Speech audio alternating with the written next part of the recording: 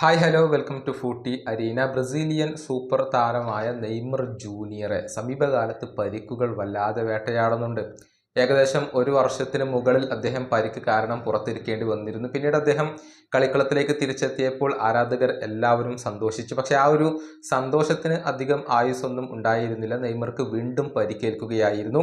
അദ്ദേഹത്തിൻ്റെ തിരിച്ചുവരവിന് വേണ്ടി കണ്ണിൽ എണ്ണയൊഴിച്ച് കാത്തിരിക്കുകയാണ് ആരാധകർ. ഇപ്പോൾ ശുഭകരമായ കാര്യങ്ങളാണ് നെയ്മറുടെ കാര്യത്തിൽ നടന്നിട്ടുള്ളത്. അതായത് ഇന്നലെ സൗദി അറേബ്യൻ ക്ലബ്ബായ അൽ ഹിലാൽ അൽ ഫൈഹക്കെതിരെ ഒരു സൗഹൃദ മത്സരം കളിച്ചിരുന്നു. ആ മത്സരത്തിൽ അൽ ഹിലാൽ വിജയിച്ചിട്ടുണ്ട്. എതിരില്ലാത്ത 2 ഗോളുകൾക്കാണ് അൽ ഫൈഹയെ അവർ പരാജയപ്പെടുത്തിയിട്ടുള്ളത്. മത്സരത്തിൽ നെയ്മർ ജൂനിയർ കളിച്ചു എന്നുള്ളത് മാത്രമല്ല, മികച്ച പ്രകടനം അദ്ദേഹം നടത്തുകയും ചെയ്തിട്ടുണ്ട്. മത്സരത്തിലെ ആദ്യ ഗോൾ നേടിയത് നെയ്മർ ജൂനിയർ ആണ്.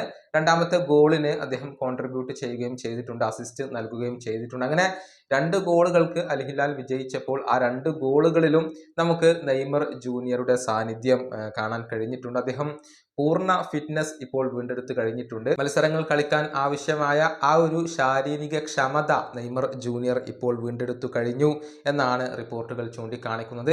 ഇനി എന്നാണ് നെയ്മർ ജൂനിയർ ഒരു ഒഫീഷ്യൽ മത്സരത്തിന് ഇറങ്ങുക എന്നുള്ളതാണ് ആരാധകർക്ക് അറിയേണ്ട കാര്യം.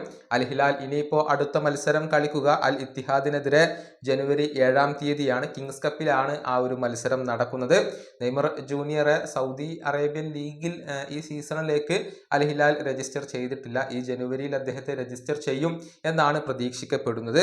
ഏതായാലും നെയ്മർ ജൂനിയർ എന്ന് ഒരു ഒഫീഷ്യൽ മത്സരം കളിക്കും എന്നുള്ളതാണ് ഇനി ആരാധകർക്ക് അറിയേണ്ട കാര്യം. നെയ്മർ ഇപ്പോൾ മത്സരം കളിക്കാൻ ആവശ്യമായ എല്ലാ തയ്യാറെടുപ്പുകളും നടത്തി കഴിഞ്ഞു എന്നത് ആരാധകർക്ക് സന്തോഷം നൽകുന്ന കാര്യമാണ്.